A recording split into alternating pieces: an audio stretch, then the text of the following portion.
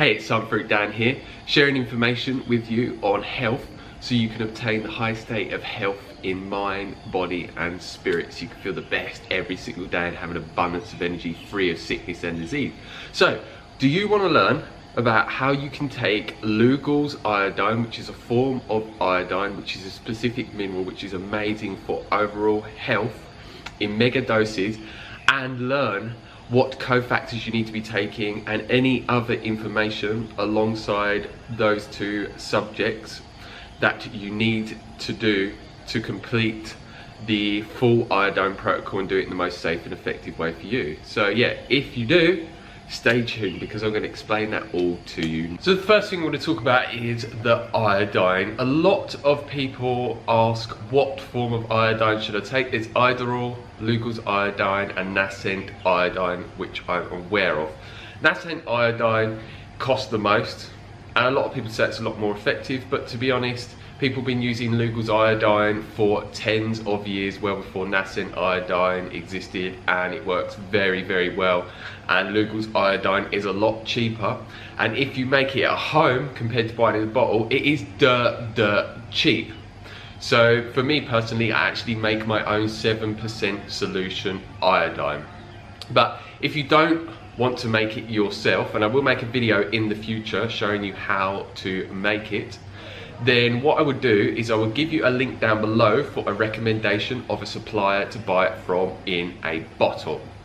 And yeah, the dosage you want to be taking as a minimum, and I use this with clients all around the world and friends and family members, and I have done for quite some time now, is 100 milligrams. And yeah, this is a high dose. A lot of other teachers on iodine are going to say this is too much to be taking, this is dangerous, but this is incorrect information. They are misinformed. And the reason why I get people to start on this dosage is, when I first started taking Liquid Iodine, and I started off what people call a maintenance dose, which is 12.5 milligrams of iodine a day, I felt okay with it. Then I slowly started to increase the dosage because I wanted a bigger dose, and I started to get a lot of intense bromide and detoxification symptoms, so I couldn't actually keep increasing it. But I found when I went to 100 milligrams, all of those symptoms vanished completely. So yeah, from my own experience, high doses work a lot better, and from the research I did online prior to taking the high dose, people found the same as me. They were just making symptoms vanish, or they were drastically minimizing the detoxification symptoms that they were getting from taking a higher dose compared to taking a lower dose that was giving them loads of negative, unwanted, intense detoxification symptoms. And how you want to be taking this, it is up to you.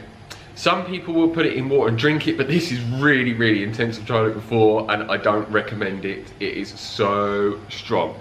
So what I have done in the past is use two other methods, which the first is getting vegetarian capsules, because gelatin, a lot of them are full of heavy metals and other toxic substances, so I don't recommend them whatsoever. And getting size 00 capsules, which fits a lot more than the amount of iodine that you take from the 7% solution, which I did forget to mention. 100 milligrams with a 7% solution is 8 drops. But I used to use a 2.5% solution, and I did find I needed size 00 capsules.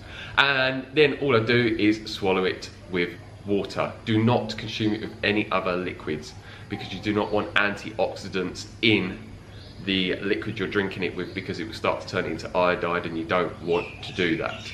And the second method is applying it to yourself topically. So as you may keep seeing, I do have orange brownish looking stains on me. So for me personally, I put it on my skin. I do this in the morning upon awakening, and I do actually put it around an area where my shorts are, all around my bum cheeks and around this area, so you cannot really see most of the iodine when I come out to the training center where I am now.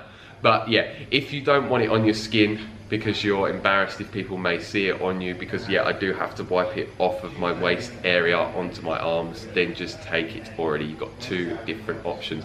So yeah, I do recommend taking this upon awakening in the morning, and then do not take any of your other supplements for at least 3 hours afterwards, due to the same reason that I mentioned, not drinking other drinks with the iodine when consuming it orally. And then a minimum of 3 hours after taking the iodine, and no sooner, because it can turn the iodine into iodide, just like if you're drinking it with drinks when taking the iodine orally that could have antioxidants in it.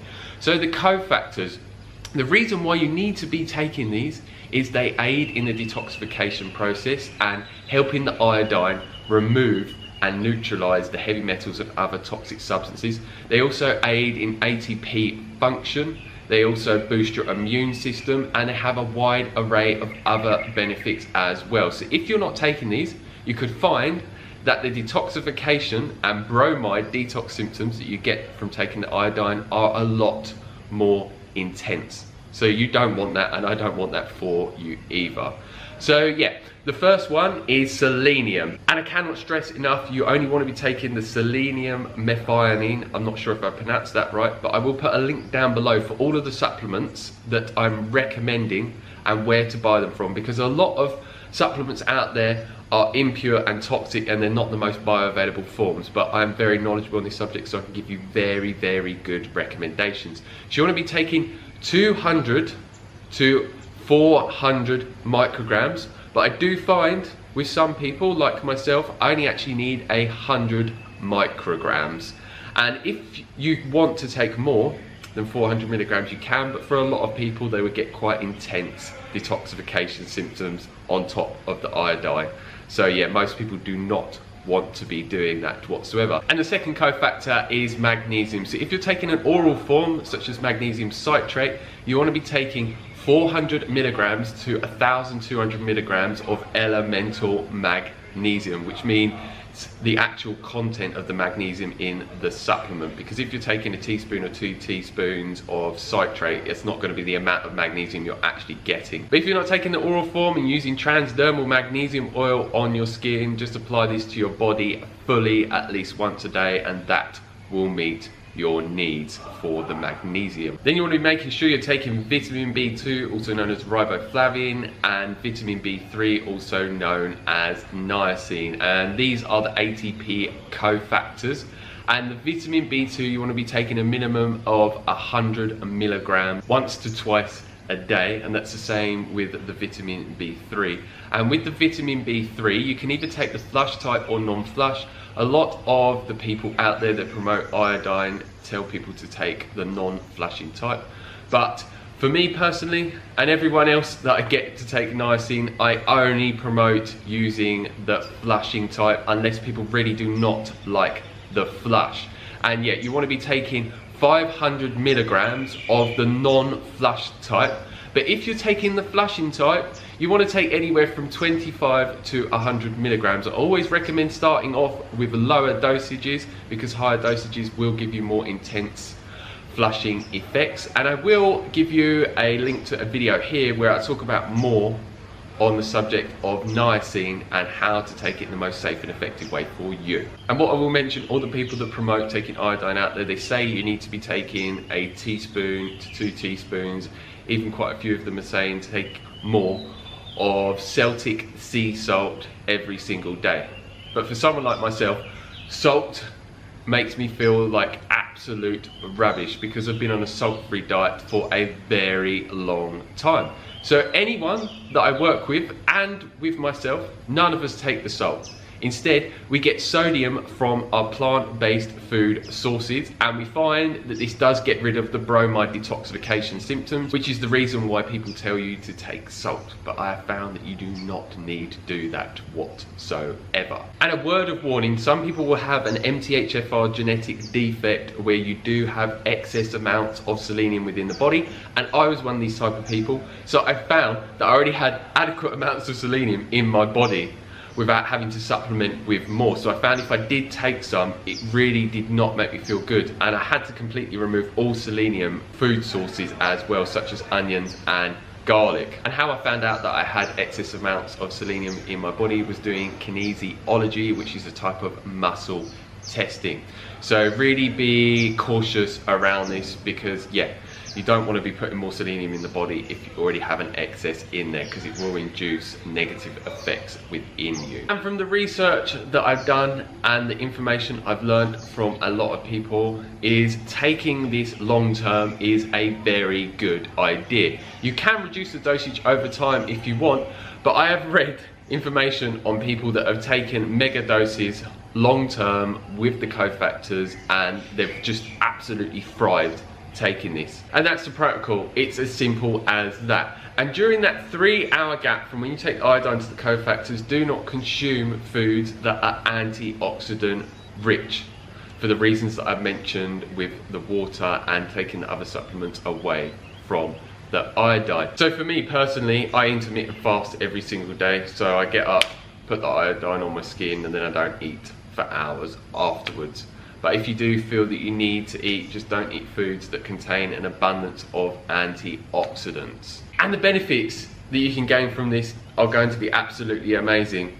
Dr. Brownstein, that's tested over 5,000 people around the world, found that almost all of them were chronically deficient in iodine. And the benefits you can look to gain from this mentally and holistically. On the mental side, you're gonna notice that your mood starts to become a lot more regulated. You'll start to get mood lifting, uplifting benefits. You'll have more mental clarity, more focus.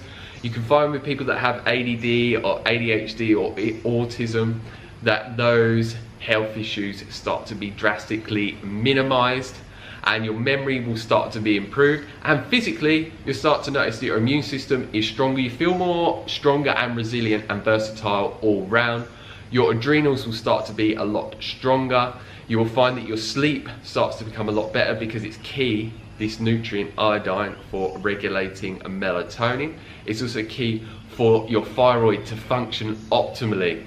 And it's really good for resolving gum issues, because a lot of people have sore gums and bleeding gums. It's brilliant for resolving things such as urination issues, such as frequent urination and nocturnal urination. I actually cured myself of this completely, which I explain that more in a video which you can check out here. And just a wide array of other benefits. I could talk for hours on all the different benefits that you could gain from it.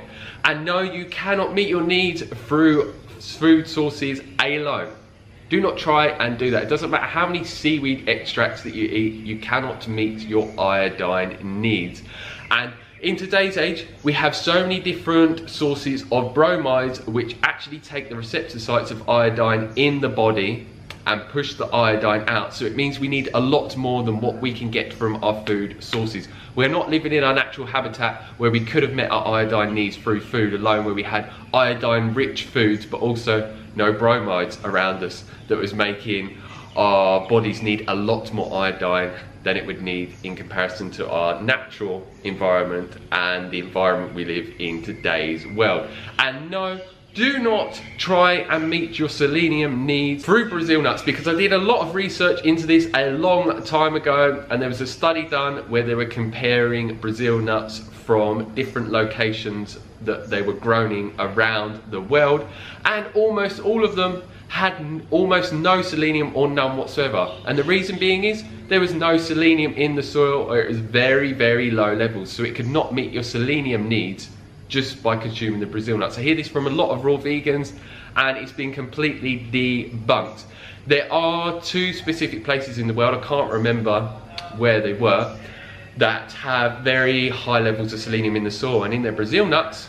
But when I tried looking for a source that sells them where they're grown in these places, I looked everywhere on the internet, and I contacted so many suppliers of high quality Brazil nuts, and none of them sold them from these countries.